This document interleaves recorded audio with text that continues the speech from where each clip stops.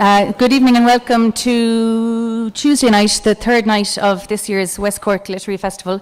My name is Emer Hurley, I'm the festival director. So thank you all for coming out tonight. I think I'm the only person who's delighted that the sun is gone.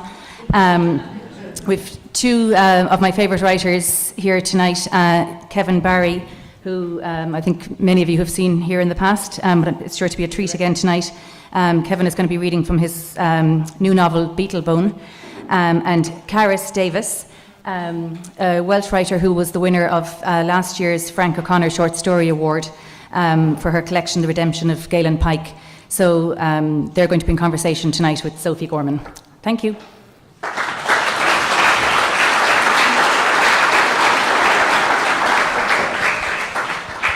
And you're very welcome.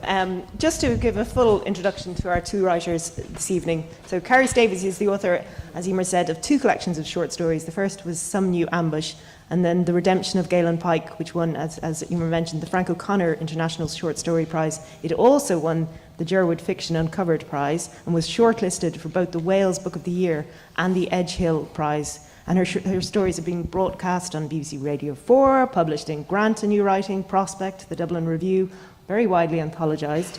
And Carys was born in Wales, though you may not notice that so much with her accent, with the incredibly Welsh name. And she worked for many years internationally as a journalist. Such is their impact, it is quite hard to believe that Limerick-born and Sligo-based writer Kevin Barry has written just two novels. The City of Bohane, his glorious debut, which was a futuristic western in a city that vaguely resembles Limerick, with feuding families, and it introduced him to the literary world with quite almost a Catherine Wheeling squeal of a bang, and won the 2013 Impact Award. And now Beatlebone, which is set in the west of Ireland and is seen through the eyes of John Lennon, he being the Beatle of the Bone, and it won the Goldsmith Award last year. He's also written, and we will talk about short story writing quite a bit, because he's also written two incredible story collections, There Are Little Kingdoms, which was published in 2007, and Dark Lies the Island, which came out in 2012. And he, together with his wife Olivia, publish and edit this most wonderful, beautiful, cloth-bound, and it's an annual for adults really, called Winter Pages, though I do believe that somebody is now claiming copyright of the word pages, and it's going to be Winter Papers from now on. Yeah. Even better. Is this true? Somebody's trying to say that they own the word pages. Yeah, it's rebranding just ever so slightly this year as Winter Papers.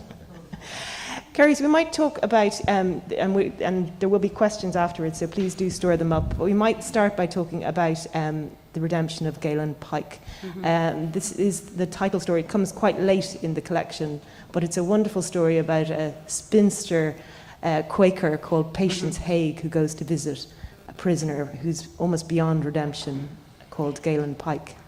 Yes, that's right. Well, I thought I would read from that story, just the beginning of it, perhaps. It took about 10 years to write this story. It was sort of something that the germ of it really had came from the place in my imagination, and it just sat with me, and I kept going back to it and trying to write more, and then one day, for a long time, it was a conversation between a man and the prisoner. And then one day, Patience strolled onto the page, as they say. With her basket of warm cookies and biscuits and her cordial.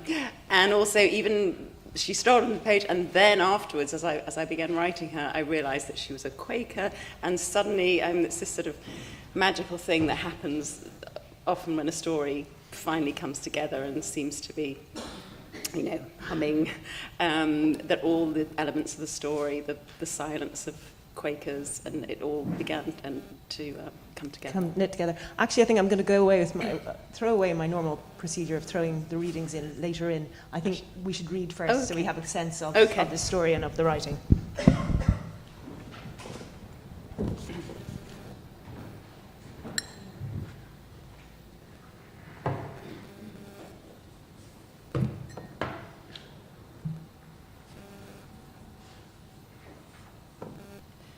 The Redemption of Galen Pike. They'd all seen Sheriff Nye bringing Pike into town, the two shapes snaking down the path off the mountain, through the patches of melting snow and over the green showing beneath, each of them growing bigger as they moved across the rocky pasture and came down into North Street to the jailhouse. Nye on his horse, the tall, gaunt figure of Galen Pike following behind on the rope. The current Piper City jailhouse was a low, cramped brick building containing a single square cell, Piper City being at this time, in spite of the pretensions of its name, a small and thinly populated town of 193 souls in the foothills of the Colorado Mountains. Aside from the cell, there was a scrubby yard behind where the hangings took place, a front office with a table, a chair and a broom, a hook on the wall where the cell keys hung from a thick ring, a small stove where Knapp, the jailer, warmed his coffee and cooked his pancakes in the morning.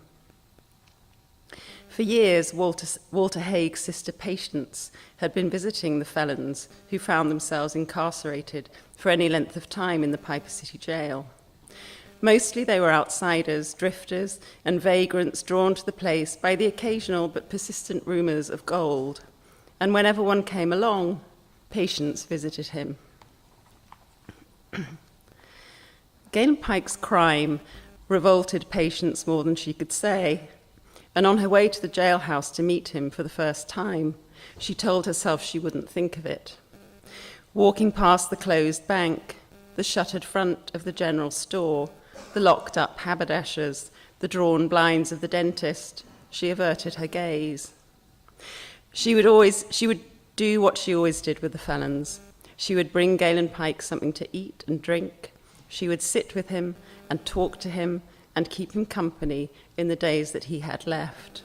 She would not recite scripture or lecture him about the commandments or the deadly sins, and she would only read to him if he desired it, a psalm or a prayer or a few selected verses she thought might be helpful to someone in his situation, but that was all. She was a thin, plain woman, Patience Haig. Straight brown hair scraped back from her forehead so severely that there was a small, bald patch where the hair was divided at the centre. It was tied behind in a long, dry braid. Her face, too, was long and narrow, her features small and unremarkable, except for her nose, which was damaged and lopsided, the right nostril squashed and flattened against the bridge. She wore black flat-heeled boots and a grey dress with long sleeves and a capacious square collar. She was 36 years old. If the preparation of the heart is taken seriously, the right words will come. As she walked, Patience silently repeated the advice Abigail Warner had given her when she'd passed on to Patience the responsibility of visiting the jail.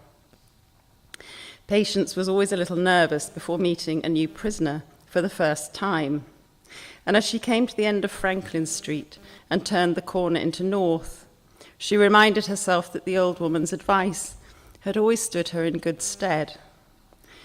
If she thought about how lonely it would be, how bleak and frightening and uncomfortable to be shut up in a 12-foot box, far from home without company or kindness, then whatever the awfulness of the crime that had been committed, she always found that she was able, with the help of her basket of biscuits and strawberry cordial, to establish a calm and companionable atmosphere in the grim little room.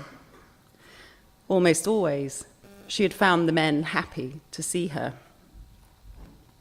"Good morning, Mr. Pike," she said, stepping through the barred door and hearing it clang behind her. Galen Pike loosened the phlegm in his scrawny throat, blew out his hollow cheeks, and hawked on the ground. "I have warm biscuits," continued Patience, setting her basket on the narrow table between them, "and strawberry cordial." Pike looked her slowly up and down. He looked at her flat-heeled, tightly laced boots, her grey, long-sleeved dress, and scraped-back hair, and asked her, in a nasty, smoke-cracked drawl, if she was a preacher. No, said Patience, I am your friend. I'll just leave it there. Thank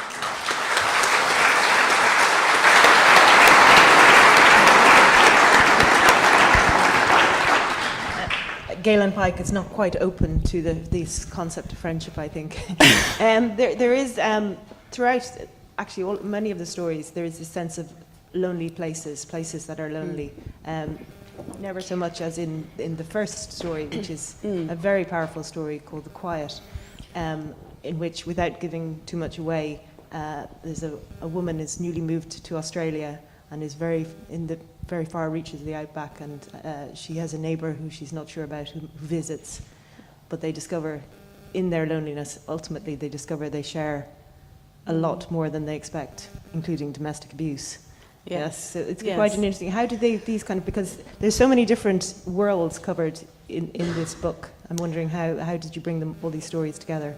It's always quite hard for me with each. I've written 2 collections now, and neither of them really have, they don't have a strong sense of one particular place uniting them. They're really just, they are the stories that come.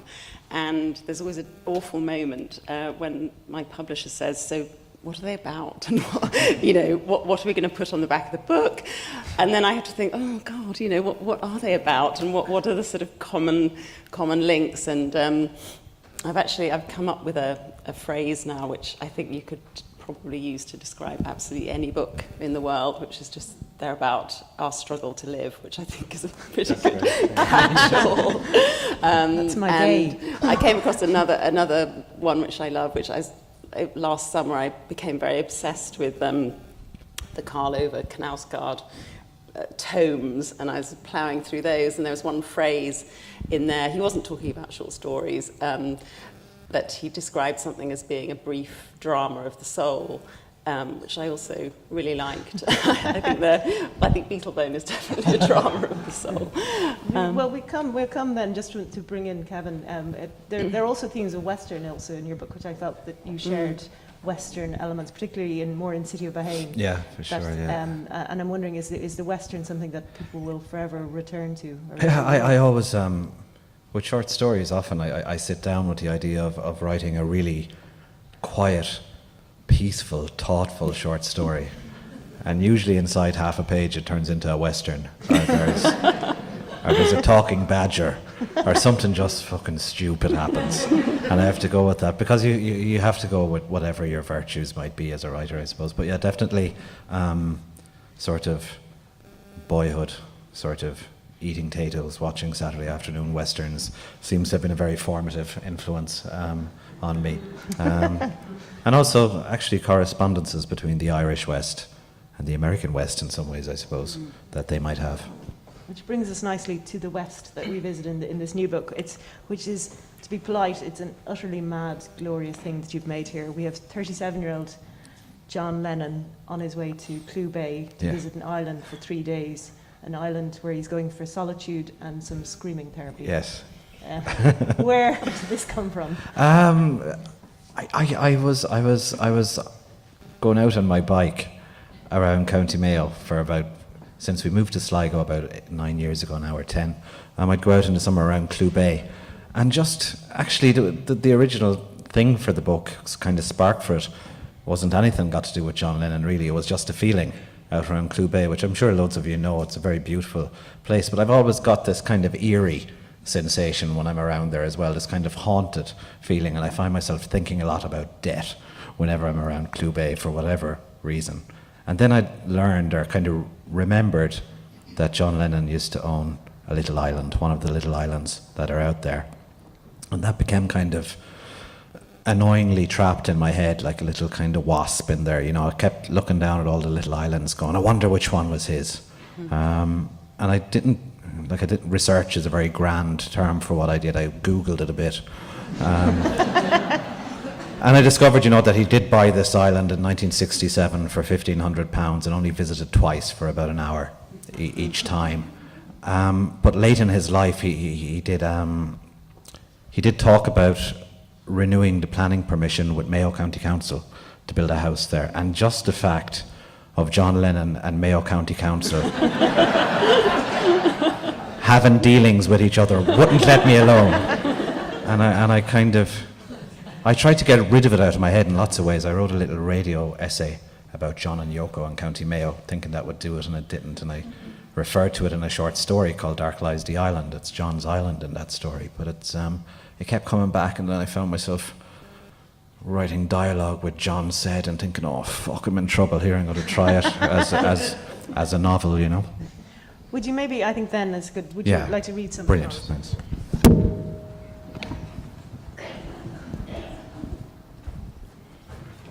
Okay, so he's gone to see Mayo County Council, and he's just arrived in the middle of the night. He's in the back of a car. He sets out for the place as an animal might, as though on some fated migration. There is nothing rational about it, nor even entirely sane, and this is the great attraction. He's been travelling half the night east, and nobody has seen him. If you keep your eyes down, they can't see you. Across the strung-out skies and through the eerie airports, and now he sits in the back of the old Mercedes. His brain feels like a city centre, and there is a strange tingling in the bones of his monkey feet. He will deal with it. The road unfurls as a black tongue and laps at the night. There's something monkeyish, isn't there, about his feet? Also, his gums are bleeding, but he won't worry about that now. He'll worry about it in a bit. Save one for later. Trees and fields pass by in the grainy night. His monkey's on the fucking brain lately, as a matter of fact. Anxiety. He hears a blue yonderly note from somewhere. Perhaps it's from within. And now the driver's somber eyes show up in the rear view. It's arranged, he says. There should be no bother whatsoever, but we could be talking an hour yet to the hotel out there. The driver is very smooth, timbre, deep and trustworthy, like a newscaster, the bass note and brown velvet of his voice, and the great chunky old Merc cuts the air, quiet as money as they move. John is tired, but not for sleeping. No fucking pressmen, he says, and no fucking photogs. In the near dark, there is the sense of trees and fields and hills combining. The way you can feel a world form around you on a lucky night in the springtime. He rolls the window. He takes a lungful of cool starlight for a straightener. Blue and gases. That's lovely. He's tired as fuck, but he cannot get his head down. It's the Maytime. He's all stirred up again. Where the fuck are we, driver? It would be very hard to say. Now, this driver becomes a very significant character very quickly. He becomes John's driver, but also his kind of minder, and also his kind of spiritual guide to County Mayo. And the press discovered that John is on the ground, so John and the driver, Cornelius O'Grady, have to hide out at the farmhouse of Cornelius up in the hills. John is a vegan at this time, but there's only black pudding in the house. So they eat the black pudding, and it makes him very nostalgic for his youth in Liverpool. And they have long conversations about absolutely fucking nothing. The spiciness of the food, the mealiness, the animal waft, it's all there in the history of his mouth, and he's near to tears again. The tea is strong and sweet and tastes of Liverpool. Would you believe, John, that my father lived in this house until he was 87 years of age? How do you get to be 87 up a wet fucking hill in Mayo, Cornelius? He neither drank nor smoked, John. I'm packing away all that myself, actually. I drink, John, I smoke, and I top women. Oh, whenever I get the chance, John. Cornelius slowly teases out the knuckles of one hand and then the other. But you see, what my father had was great intelligence. Well, that would help. Oh, he was a wily man, John. He was fucking what? He was wily. What the fuck is wily? He was full of wiles, John. He was full of fucking what? He had a wiliness. Oh, hang on, like and he was canny. Exactly so, John. Okay, I have it. But tell me this. How can you have a windy fucking moor that's wily? Huh? How can you have a wily fucking moor? A wily? John sings it for him in a witchy screech. Out on the wily, windy moor. What's it you're saying to me, John?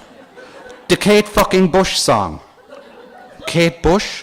Cornelius shakes his head slowly. I knew a Martin Bush, he said.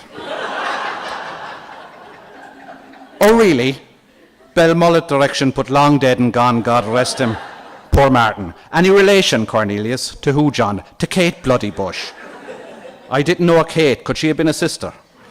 She might well have been. No, I knew a Martin. And was he wily, Cornelius? If there was one thing he wasn't, John, it was wily. Oh, really? Poor Martin was an inordinately stupid man. He could barely tie his shoelaces, John. A halfpenny short, Cornelius. Listen, Martin kept animals that had more wile in them. What kind of animals did he have? He had sheep, a few cattle, I suppose. Though Belmullet, they'd have been wind-bothered up that way. They'd have been bothered, John, by wind coming in the way it would unseat cattle. Unseat them, Cornelius. Cornelius lowers his sad eyes. In the mind, John. Do you mean you could have a cow would take a turn? Cornelius squares his jaw. Do you realise, John, you're looking at a man who's seen a cow step in front of a moving vehicle purposefully? On account of, Cornelius?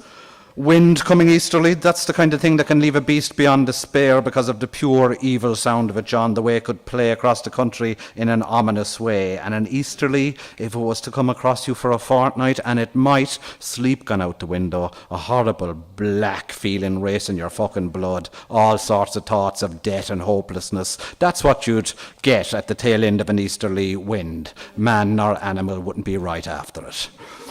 John pushes back his plate, sups the last of his tea, and idly twirls the rind of the black pudding about the dull silver of the tines of his fork. Cornelius!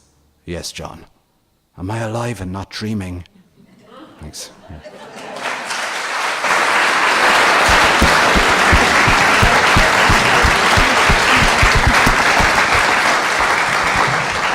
Do you know, Kevin, many writers reluctantly read their work. I'm beginning to suspect you write books primarily to read them. To satisfy my frustrated ham actor kind of thing. Yeah, but it's I'm very glad though you introduced Cornelius there, because I think he is one of the great literary characters that have been created in many a year. He's an extraordinary. He's heartbreaking. Where did he come from? Everybody keeps going up to me about Beatlebone, going, I love that Cornelius O'Grady novel. But it's John Lennon is fine, but Cornelius O'Grady, there's a great. I don't know where he came from. I've known lots of Cornelius O'Grady's around County Mayo and Sligo and County Cork as well in my days out around the Beara Peninsula. But it's, I don't know, and I guess there's maybe elements of myself in him in some ways, but definitely the book came to life for me when he stood up on the desk one day and started talking and kind of wouldn't shut up. Like he was initially a kind of an incidental figure, but it's weird. As soon as I put John in a double act with him, I could kind of get John's voice. I felt more as well in kind of relief against the other one, you know. Did it take you an age to write John? It took an awful long time. But I began the book when I finally decided, okay, I'll do a novel of it. I began in this kind of glow of glee. I was thinking, this is a great idea. I'd plonk John Lennon, a hugely iconic figure, unasked, down in the middle of my next book. But then, over the course of a very short few weeks, I noticed an air of kind of mounting hysteria in my shed, thinking, oh fuck, this is really hard. You know, this is very difficult because it gives you a really unique problem as a writer, in that an awful lot of readers, or most readers, are going to open the book with a preconception of how the main character should sound, and if you don't get that right, you're in trouble very early on as a novelist with them. So it just kind of took loads of graft and lots of drafts and hundreds of thousands of words. And did you listen to a lot of interviews? Yeah, I watched lots of YouTube. Was the most research I did for it, really. And like he's very difficult to get on the page because he's very capricious as a speaker. When you'd watch old sort of 70s clips from US talk shows, in the course of a single sentence, he can go from kind of very fluffy and light and funny and charming to really quite thorny and paranoid and kind of dark inside a beat, you know. And to get that on the page just takes endless repetition. And like there are lots of these conversations with John and Cornelius. the real kind of motors of the novel, and I hope they make it feel light and the pages move. But always the parts of a book or a story that seem lightest on the page, I think, are the real hardest ones, and that take the most drafts and graft to get right. And Carys, do your characters arrive to you in the same way? Well, part of the reason I was interested in asking Kevin about that was I do occasionally have so-called real characters in my stories. Well, and in Bonnet, there's I have Charlotte Bronte, and I seem to have a thing about Victorians actually. So Charlotte Bronte and Queen Victoria is in one of them. I live in Lancaster now, in the northwest of England, and the Queen or the King is always the Duke of Lancaster. She's this kind of glowering presence in the town. There are statues of Queen Victoria all over the place, looking very sad. So she steps on there, but in general I find it absolutely impossible to write real people. I have to make it all up. And unlike Kevin, though, you like historical research. No, I do almost no research either. Okay. I will go back and kind of check, well, is this vaguely plausible, or have I made some horrible clangor here? But do they have no, cars they just then? they come out of history, but I don't research them. And your writing takes a lot less time, though, because Carys mentioned that one of her stories, the title story, was 10 years in the making, whereas you for your stories 10 weeks. Is more the case. Well, sometimes I've some of my favourite stories I've written inside a week or so, but others have been 3 or 4 years in various different iterations, coming and going again. But yeah, the thing with research, I think, is really interesting. I have two kind of feelings about it. I tend to research after the fact, as in I write the story first, and then I go back to check to see if it's plausible. Definitely. And I think that's better, because I think you can get bogged down in research and just use it as an excuse not to write. I also think the very best research you can do, you don't know you're doing at the time.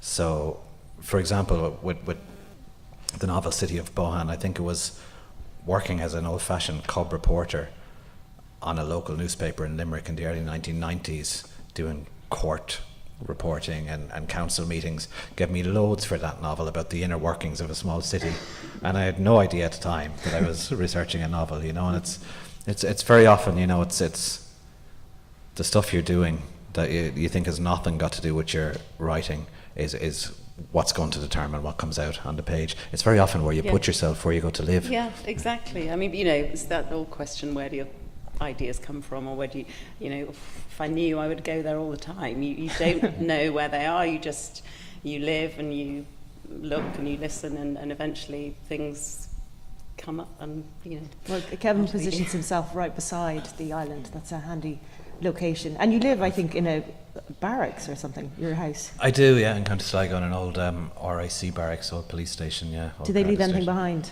No ghosts, unfortunately. I was very hopeful of finding ghosts of tortured Fenians or something out the back, but there's been no sign of any of that. It's weird, I was talking to another writer here today. We were talking about, ideal situations in which to write, and in lots of ways I seem to have an ideal situation. I have a lovely shed that I go to.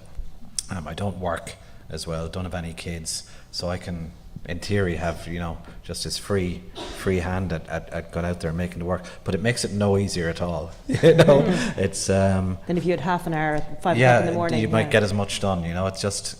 How do you work, Carys? Do you work in? I work in the kitchen, because in winter it's the only warm room in the house. And I did make a sort of new study at the front of the house, and I decorated it, and I had my desk, my bookshelves and everything.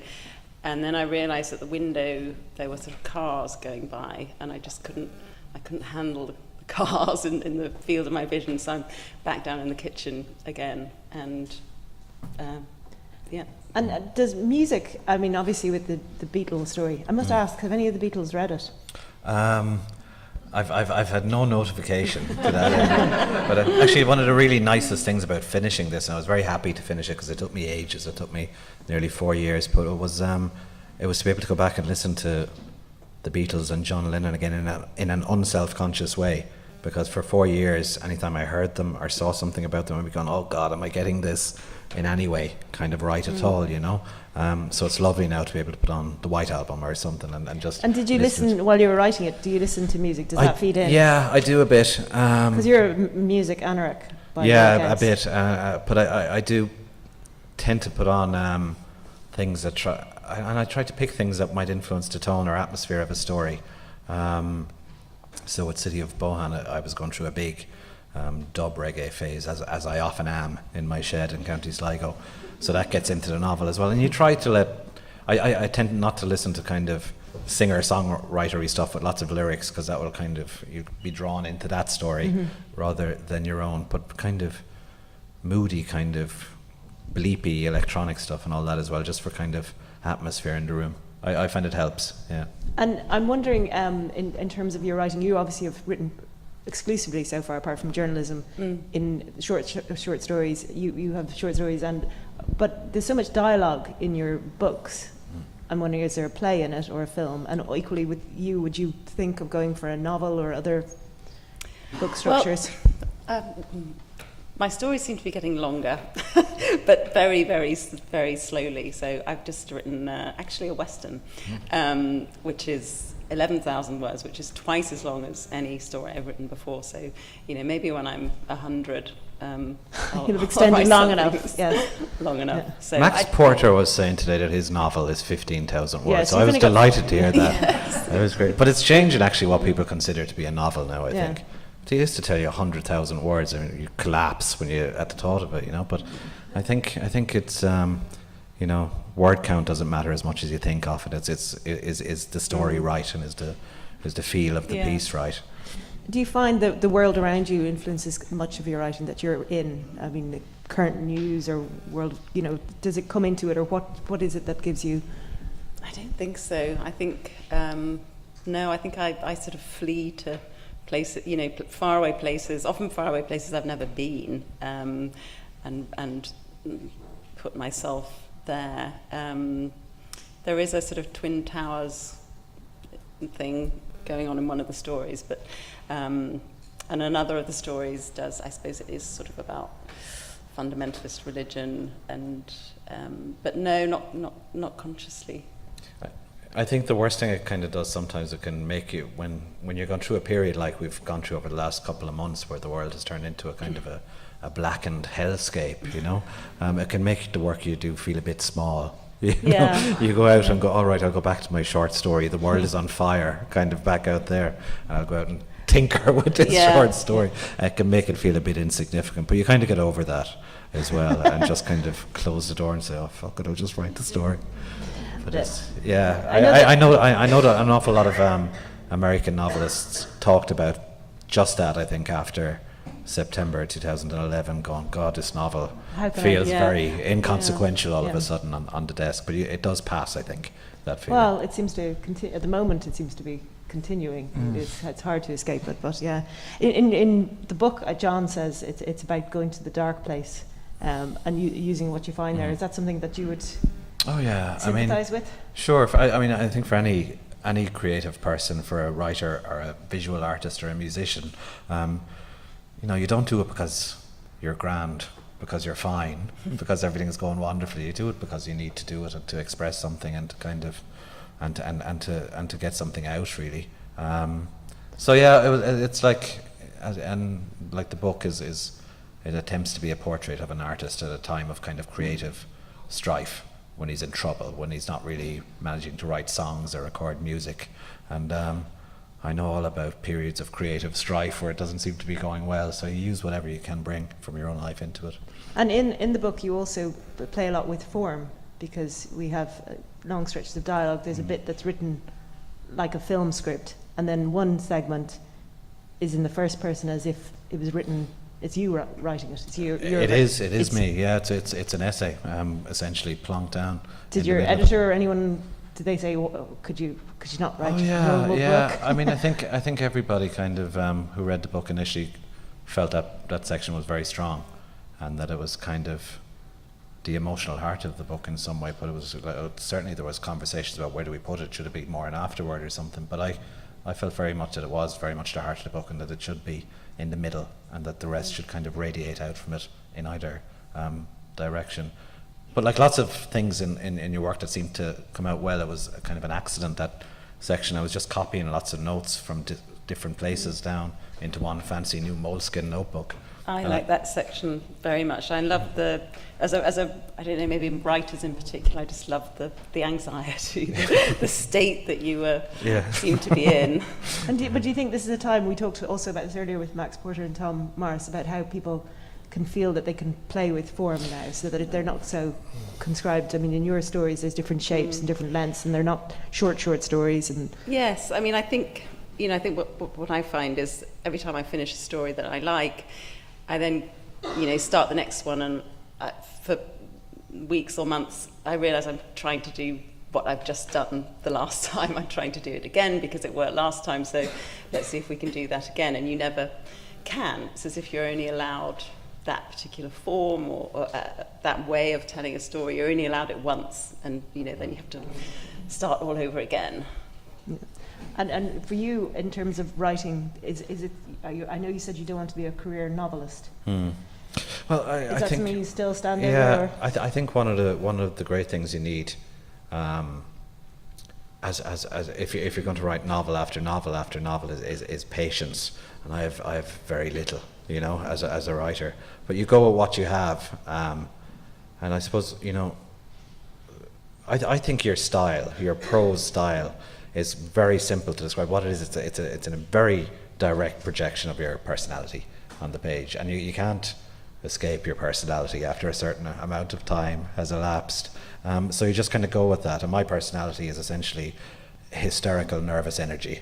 This is what I operate off, and that's just what I allow to come into my work. So they tend to be, the work tends towards pace and different methods tried and flying off in all directions. But actually, something you said about some of the sections resembling plays in the book, and yeah, it definitely has made me write more for the stage. I have done bits in the past with adapted stories and things, but since I finished the book about a year ago, I've been writing pretty exclusively stage plays, and that's. And where are they? Well, there's one going to start next late January, I think, starting in Cork, and then going to Dublin and around, and there'll be more stuff coming. They're already with companies. They're with stuff, yeah. So there's a commission with the Abbey in Dublin as well. So I'm having great fun with it. Yeah. You're being very modest about that. That's quite a significant achievement. Yeah, no, and have you written your play for the Abbey? No, I have a great title though. I weirdly titles. I very often the first thing I have is a title, and I store them up for years. And for years I've had this title called Night Boat to Tangier. I think, that's I just that's all I have at this point for this play, but it's going to be great. Night Boat to Tangier Tangier by be an Kevin island. Barry. That's a great play.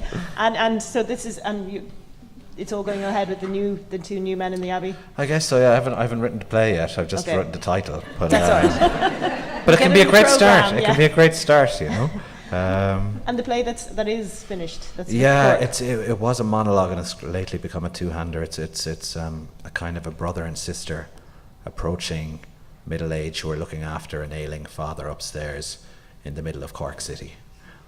So there's lots of great fun being had with Cork City voices in it, really. But yeah, I'm having great fun doing it. I'm enjoying it. Have you ever considered? You obviously did a lot of journalism before. Have you ever considered writing for a different medium? I love the idea of doing a play, and I love doing dialogue, and I'm doing more and more of it seems to be coming into my stories. I was quite frightened of it, I think, for a long time. So yeah, I think it takes over apparently, according to Kevin. I do think on a pragmatic level, it's a lovely difference from writing stories and novels, and that it gets you out of the house a bit, and you have colleagues for a while. Yeah, that's nice. It's just a difference from me in the shed and the four walls gone slowly nuts in a swamp in County Sligo. Lovely, suddenly you're out talking to actors and directors and all that. It's great fun. And you've got a company that you're working with in Cork? Yeah, we're doing it first with the Everyman in Cork, and it'll go around. So that's something to look forward to in January. With the books, I also wanted to ask if you're still writing short stories though, is that? Oh yeah, always. And actually, it's weird, there's one change. Always when I'd have an idea, my first impulse for it would be, can I make this work in the space of a short story, even vaguely, and I would try it as that. And sometimes it just won't go into that space. Lately, I have noticed, I'm thinking, could I make a play out of this when I have an idea as well? You know, they're very different beasts. But I love film. I love stories actually because of the patience thing again. I have enough patience for about a week, you know, to concentrate on something.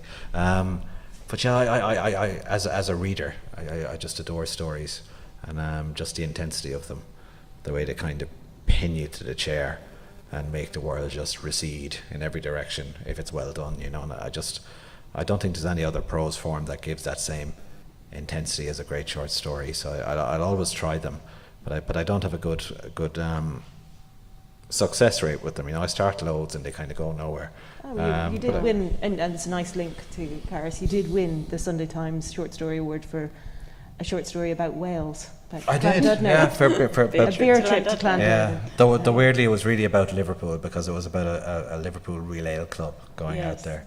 And so, you know, so that story actually, sometimes you get a gift as a story writer. And I lived in Liverpool for a while, and we were in a pub one night, and the Real Ale Club had left their newsletter on the counter with reports on recent beer outings. And I just thought, what a present, you know, because that's just the perfect shape for a short story, you know, the outing of the beer club, you know, on a Saturday. It was just glorious. So I love that story. Something I'm always fascinated about is where people come from in terms of their background in the past and their childhood. Did you grow up in a house full of books? Are you? My parents were teachers, so not full of books. The first book my mother ever gave me was The Mayor of Casterbridge. When I was about 13 or something, I read it. Heavy reading, yes. Yeah, quite heavy reading. But I was completely fascinated by the man selling his wife. That sort of, I think that stayed with me a long time. I actually can see echoes of it in your book, I guess.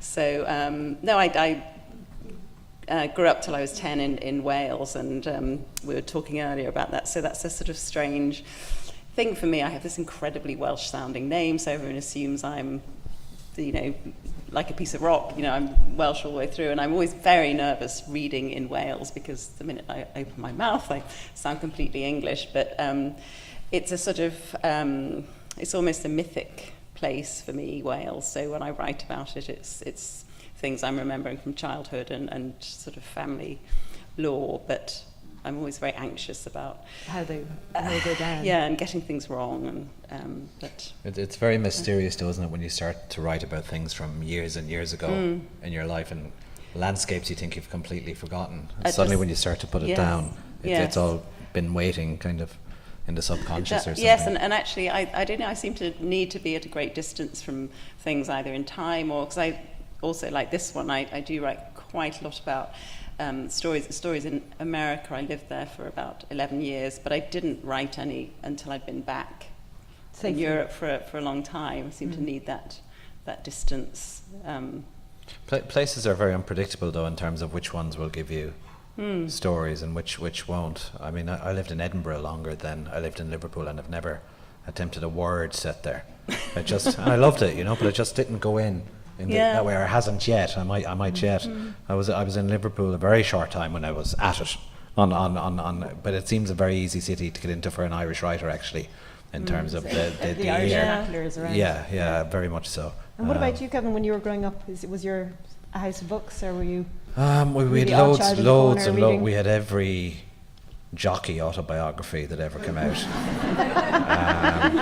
My Life by Lester Piggott kind of thing. Nothing else except the racing pages and the Irish press, and kind of remember you'd buy those kind of books as furniture, which were kind of like the Iliad and the Odyssey and stuff, and those were there. But yeah, my first big kind of book experiences, I suppose, bar Famous Five kind of things, were with lots of elder sisters and their kind of stuff they were doing for their intercert, for their O levels, you know, like the Brontes coming into the house and stuff like that, and just being, and loved being sick as a child, loved having flu and having to stay in bed on a wet November week with Emily Bronte, you know, and it was just magical. And you're transplanted from a suburban housing estate outside Limerick City in 1982 and put down on a wind-tormented Yorkshire moor, you know, and you're utterly there, and you're just agape and involved in it. And I knew straight away that books aren't just books; they're modes of transport. They just take you up and lift you and send you around. And were you writing though as a child?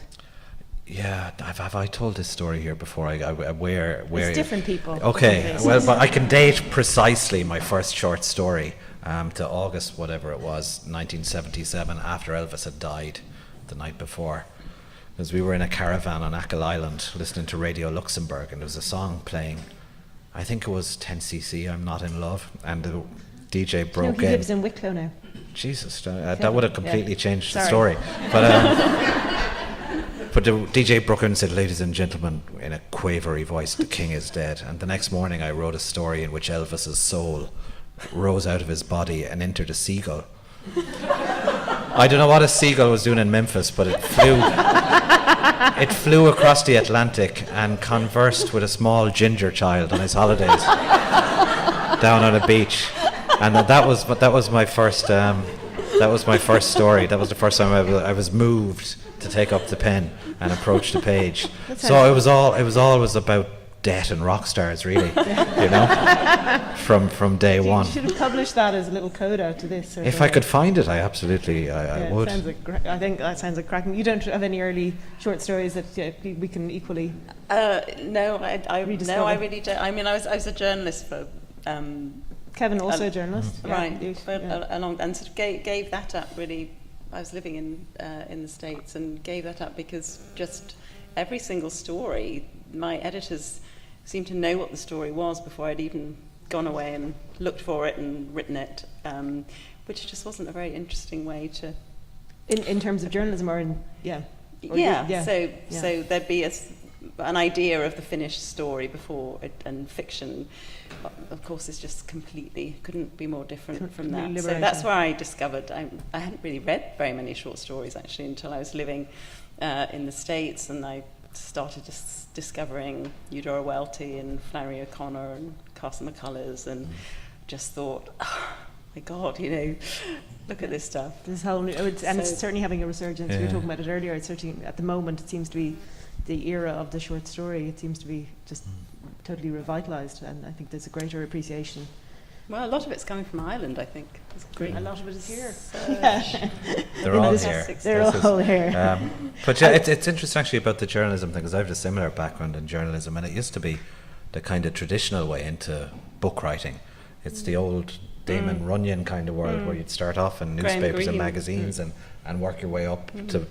I guess it's very old-fashioned now because people do MFAs and all that, and that's how they get into book writing. But I actually think it's a really good background for a fiction writer, because it sort of well, like I used to make up all the stuff I used to put in the Examiner in Cork anyway, but it was I think it takes some of the preciousness out of it. You know, you can always kind of write, and that you don't have to sit around and wait for inspiration, kind of. You can always get words down on the page, and I think that's a really positive thing it does. And I think it helps you see the story very clearly, you know, as a journalist. You have to be able to just see where it is through, you know, in this morass of stuff. Of information that you can find the line through. That helps. Yeah, that's encouraging as a journalist who should someday hopefully be a writer, so I'm glad to hear that. I was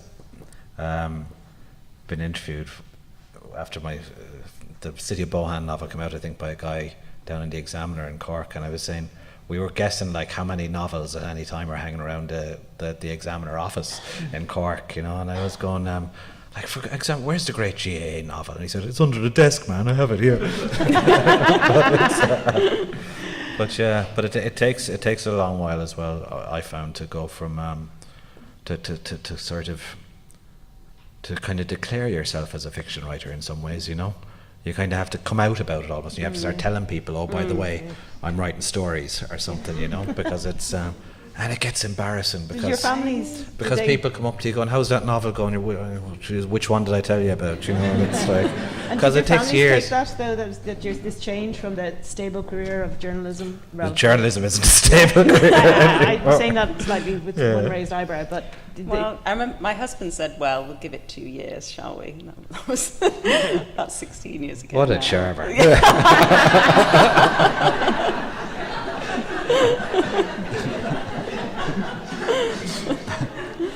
and Kevin's family just threw their hands in the air? Yeah, it's funny actually though, families, when you do start writing fiction, of course they're kind of beady-eyed over the stories when they come out going, are we in there? And they are, of course, always in there at some level.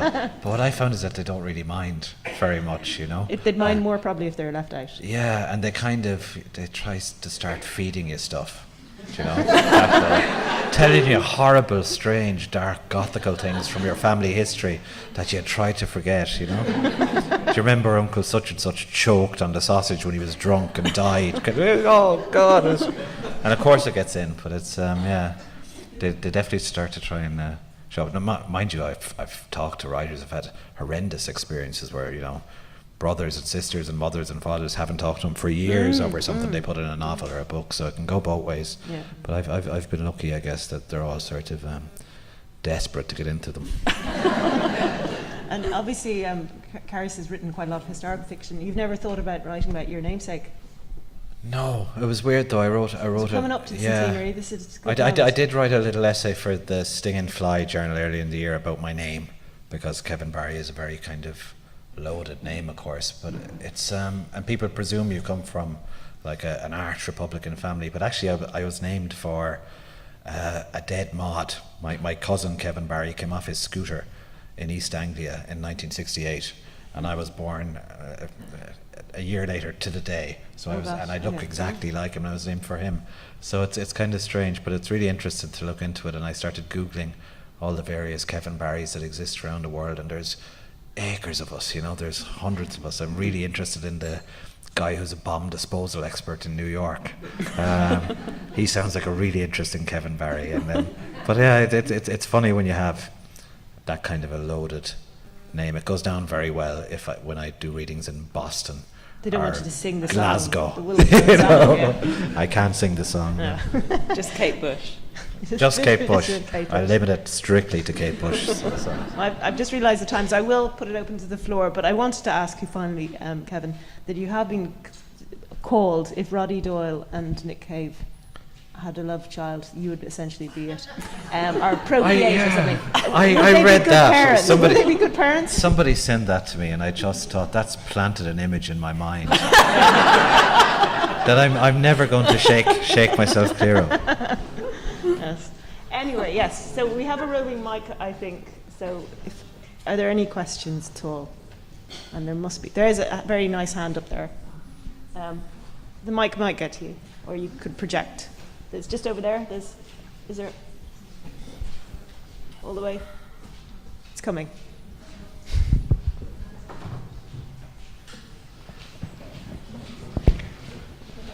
I think it's coming. Yes. Maybe it's not. Is there a mic? Yes, we have a mic.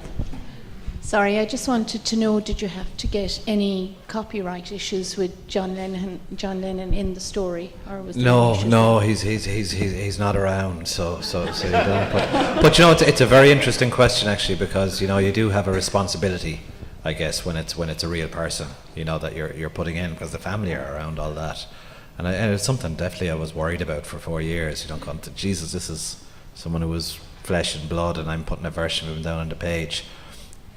Two things kind of seemed to make it okay for me. One was the fact that I knew I was working really hard at it, you know, that I was putting everything I had into trying to get it right. And I also felt that actually the 1970s is almost historical fiction now.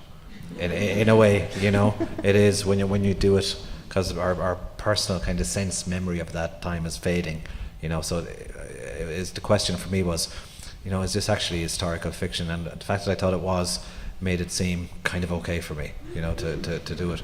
But I think what gives you the right to do something like that is your willingness to do the work and to sit in a shed for 4 years, getting it wrong most of the time, and sticking at it and staying there and saying I'm going to give it everything till I'm happy with it, But thanks. Are there any other questions? Go on. There's a room full of you. There's two. Well, we can go for this lady first on the edge.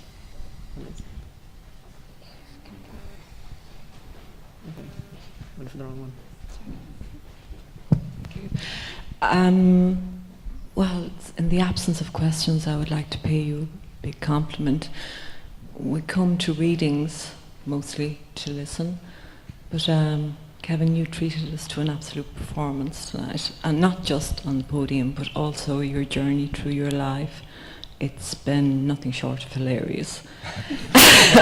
You are a born performer, Well, thanks very much. Cheers. Anyway, compliments all around. Thank you for a wonderful evening. I would have been happy to pay double the price. So there Thanks you go. very much. Cheers. Thanks a million. Bye. I think there is a question. There was a lady beside who get a question there in the blue.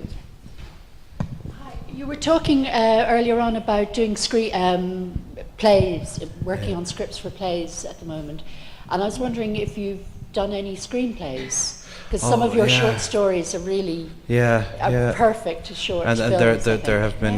there have been short films made of them actually. But actually, I think with short stories that they're very often the perfect length for a film adaptation. Novels can be much more awkward. Yeah. But I have a film script that's looking good actually. I think to be made, and it comes out of all those jockey biographies that were around the house, because it's a horse racing story called the Gigi's that I hope is going to happen next Great. next Yeah, no, year. I really. But I'm as influenced, I would say, by films as books, so it's very natural for me to try and write for the thinking. Are you adapting Bahan for this? And I apologise, I've called it Bahane for years. So No, Bohan, it's with a very good company, and I don't have time to do the writing on it kind of a thing, so they're trying to get really good TV writers to do a TV show based on it, I think is the plan now. And American television would influence you over the years, would it? Oh God, yeah, definitely things like Mad Men and The Sopranos and The Wire and all the really great kind of narrative fiction that was out there. I think that's past actually that great golden age. I'm not sure there's been anything in the last while quite there really as good. Hasn't been, has there? Breaking Bad was very good, but I think the golden age was kind of finite actually. When you look at it now, I don't think there's been anything as great as Deadwood or The Wire in the recent stuff. Still very good, very slick, really made kind of things. But I just think that it had a moment where it was just really great storytelling. Complicated, deep narratives. Yeah, brilliant stuff. Extraordinary stories. Yeah. There's a lady here. Can you pass? Sure. Thank you. For both of you, I was just wondering, when you started writing fiction, was there a time when you doubted yourselves and thought, I can't write, it's a waste of time, it's going terribly, and how did you deal with that if it happened? Well, it definitely does happen, and it will happen tomorrow and the next day and the next day. I mean, it just never. I almost wish I had known that actually earlier, that it never goes away, that you exist. I mean, Kevin puts it very well. At some point in this book, you just exist in this state, or I do anyway, this state of sort of fear and anxiety. But I think I've come to see that you have to feel that you can never pull something off, that if you've got that feeling, then it's probably a really good sign that you should try, and that it might be worth it. Okay, that's encouraging. Yeah, I think if I spend 7 days going into the shed every morning, it feels like it's going well, maybe 1 or 2 of those 7. 5 or 6, it feels like, oh God, you're sort of lying there in a puddle of self-loathing, I'm dramatizing a little, but it's it just feels slow and sludgy on the page. And I was really heartened actually to see Hilary Mantel, who I really admire and adore as a reader, say exactly the same thing, that most days she's in something approach to a blind panic going, this is a disaster, it's not working out, and that there's no way of getting shortcutting your way through that. You have to go through the bad days to kind of earn the good ones. And often it's on the days where you feel like you're just sitting there doing nothing and staring out at the rain and just kind of drooling. It's all happening at the back of your mind, you know, and you just have to sit there and be patient and sit through that. And I often find if I have 3 or 4 days where it seems just desperately slow and sludgy, I'll just in time I'll get a day where the hand seems guided. Yeah, One of those or you'll lovely get days. 5 minutes at the end of a terrible 8-hour day, and in that 5 minutes, you write a few sentences. That's really weird and common, actually, isn't it? Where often it's at the very end, Yeah. just before you go off to kind of Yeah. eat something, or you'll go, I better get something down. Yeah. You know, and Do you not get a stay few then words. when you get it? Do you not keep going? No, I like, actually, it can be very useful, I find, to break off in the middle of kind of flow, because you can maybe bring it start back again. the next Exactly. day. Yeah. Are you both very disciplined then? Do you go and sit in your sheds or your My tables? kitchen. Yeah. Yeah, I think, again, perhaps that's one of the things about being a journalist. You just, it's just a sort of habit, and it's that part isn't really hard. It's just Yeah. The ideas that are hard. the word on the Yeah, page. yeah, I mean, that's good. Anyone? There's a gentleman there.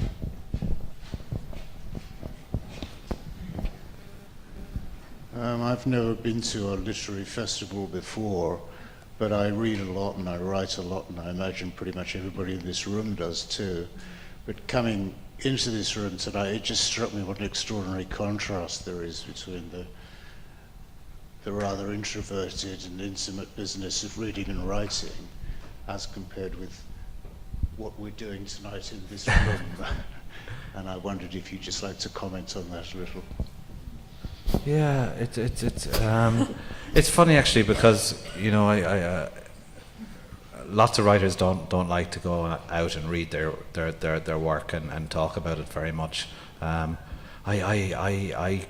kind of, my own personality has an element of kind of frustrated actor in it, and I love nothing more than microphones. But it was really weird, actually. I didn't think when my first book came out, my editor at the Sting and Fly, Declan Mead, literally had to push me onto a stage to do a reading. I was going on, I really don't want to do this. And I got to the mic and I went, I'm home. I just loved it, But I don't know, it's weird. I don't think writers should have to be great readers or performers. I remember going as a real kind of boy fan of Don DeLillo in the late 90s. He came to Dublin, going to see him read from Underworld, which I was utterly obsessed with, and he kind of mumbled for half an hour into a microphone. It was very kind of disheartening, but it's very important now. Books are struggling, and publishing is struggling, and festivals, and it's amazingly heartening for writers to see loads of bodies in a room like this. It's something we kind of There is that keeps thing us though, going, that writers now, and poets in particular, are expected to perform their poetry and bring it to life. And poetry is such an intimate thing that. Do you enjoy? Yeah, I really enjoy it now. But I was a very reluctant performer in the beginning, and I had a voice coach. I have an actor friend in Lancaster who used to be on Coronation Street, and she kind of had me in a room. Who was she in Coronation Street? I can't remember. But she had me sort of lying on the floor and trying to locate my diaphragm and well, not that kind of diaphragm, this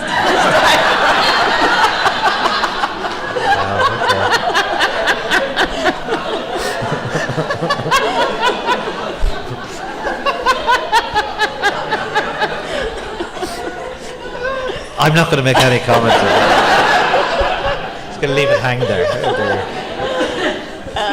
But anyway, so it has got a lot easier, and it's a great feeling to read a story and kind of feel the silence in the room.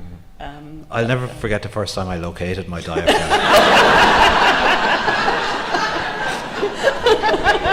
I couldn't leave it there, could I? I'm slightly anxious to ask this, but does anyone have any other questions?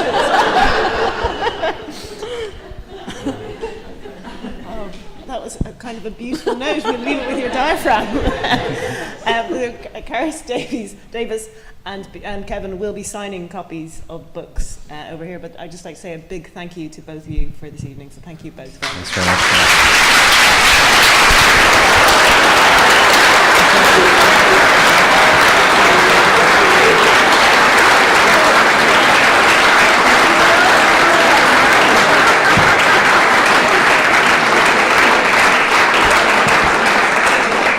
Have you ever said that at a literary event? Totally not until the words.